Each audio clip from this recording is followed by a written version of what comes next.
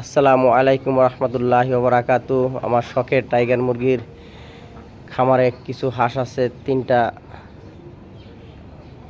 চীনা হাঁস, 5 পিস পেতি হাঁস। 3টা চীনা হাঁসে অবশ্যই ডিম পাড়তেছে, 2টা হাঁসি একটা হাঁসা ডেলি 1 পিস 2 পিস করে দীর্ঘ 4 দিন পর্যন্ত ডিম পাড়তেছে। আর আমার টাইগার মুরগিগুলা গত মাসের সম্পূর্ণ ডিম আসছে, অবশ্যই 1 মাস ডিম পারছে। ডিম পাড়ার পরে হঠাৎ করে সবগুলো মরে গেছে, তাই আমি এতদিন পর্যন্ত কোনো প্রতিবেদন দিই নাই।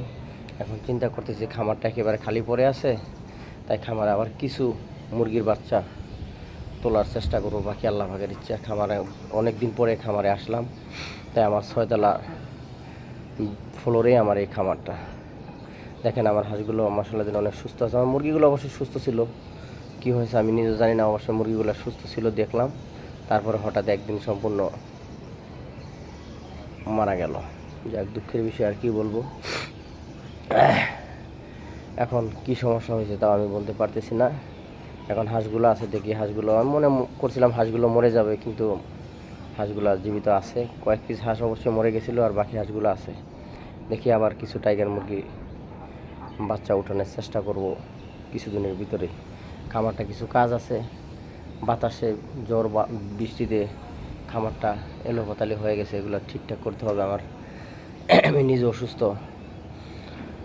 গ্রামে ঈদ করতে গ্রামের বাড়িতে গেছিলাম, গ্রামের বাড়ি থেকে এসে আবার এই খামারগুলোর আজকে আসলাম খামারে। দেখি পরে আস্তে আস্তে কিছু টাইগার মুরগি উঠাবো, কারণ এই মুরগির পিছনে আমার অনেক ভালোবাসা আছে, তাই ভালোবাসা ছাড়তে পারতেছি না। তাই আবারও চেষ্টা করতে হবে, দেখি কি করে আল্লাহ তাআলা।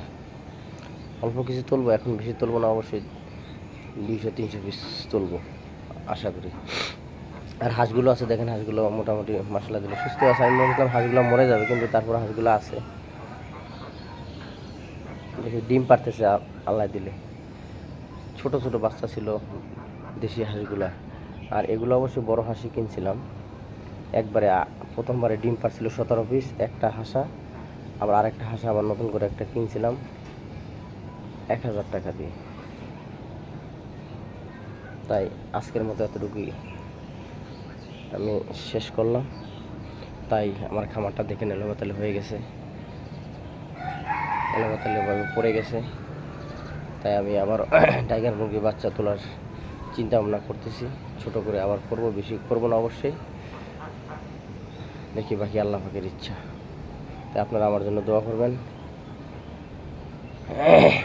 তাই যারা যারা আমার প্রতিবেদনগুলো দেখবেন অবশ্যই লাইক ও শেয়ার করে আমার পাশে থাকবেন। আমার কিছু ছাদ বাগান আছে, ছাদ বাগানের প্রতিবেদনগুলো কিছু অনেক দিন হয়ে গেছে দেই নেই, কিন্তু দিবনি, প্রতিবেদনও দিব। ছাদ বাগানে অনেক গাছগাছরা আছে, আমার ফল ফ্রুটের গাছ আছে, শাকসবজির গাছ আছে, অনেক তরি তরকারি আছে। তাই দীর্ঘ প্রায় 20-25 দিন হয়ে গেছে প্রতিবেদন দেই নাই। দেখি 2-1 দিনের ভিতরে প্রতিবেদন করার চিন্তা ভাবনা আছে।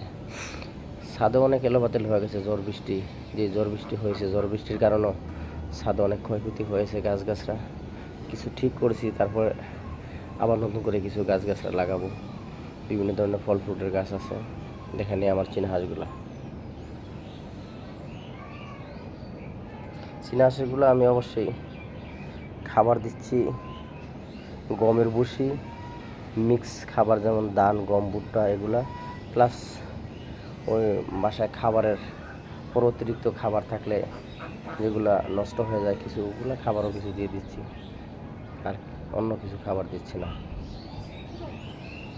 তাই আসসালামু আলাইকুম রহমতুল্লাহি ওয়া বারাকাতুহু।